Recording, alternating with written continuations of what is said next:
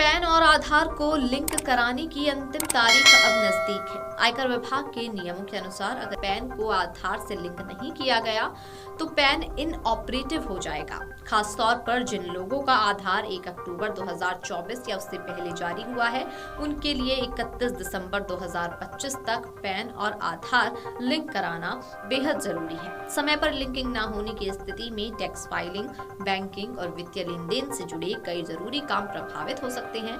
Pan inoperative का सीधा मतलब है कि पैन कार्ड वैध होते हुए भी काम नहीं करेगा, यानी कानूनन पैन रहेगा लेकिन आप इसका इस्तेमाल नहीं कर पाएंगे।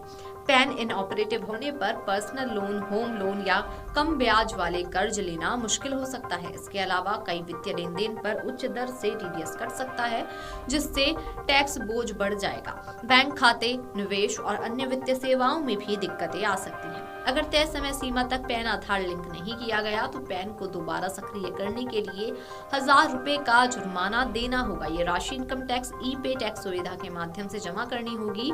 इसके बाद ही लिंकिंग प्रक्रिया पूरी होगी। पहले से देरी होने पर भी 1000 रुपए की लेट फीस देनी पड़ सकती है। कई मामलों में देखा गया है कि नाम, जन्म तिथि या मोबाइल नंबर में अंतर के कारण लिंकिंग फेल हो जाती है। ऐसे में पहले जानकारी सही कराना जरूरी है। पैन की जानकारी सुधारने के लिए UTIITSL की वेबसाइट के जरिए अपडेट किया जा सकता है। आधार से जुड़ी जानकारी सुधारने के लिए UIDAI की वेबसाइट पर आप अपडेट करें या UIDAI की हेल्प डेस्क से संपर्क करें। अगर इसके बाद भी लिंकिंग नहीं हो पा रही है तो फिर पैन सेवा केंद्र पर जाकर बायोमेट्रिक ऑथेंटिकेशन के माध्यम से लिंकिंग कराई जा सकती है। इसके लिए पैन, आधार और 1000 रुपए शुल्क साथ ले जाना होगा।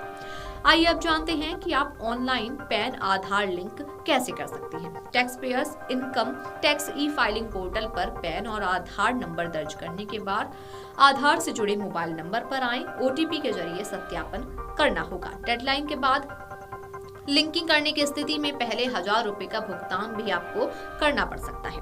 अब अगर आपको लिंकिंग स्टेटस चेक करना है तो आयकर विभाग के पोर्टल पर संबंधित विकल्प चुनकर अपनी जानकारी भरनी होगी। इसके बाद तुरंत पता चल जाएगा कि आपका पैन और आधार लिंक है, लिंकिंग रिक्वेस्ट पेंडिंग है या अब तक लिंक नहीं हुआ है।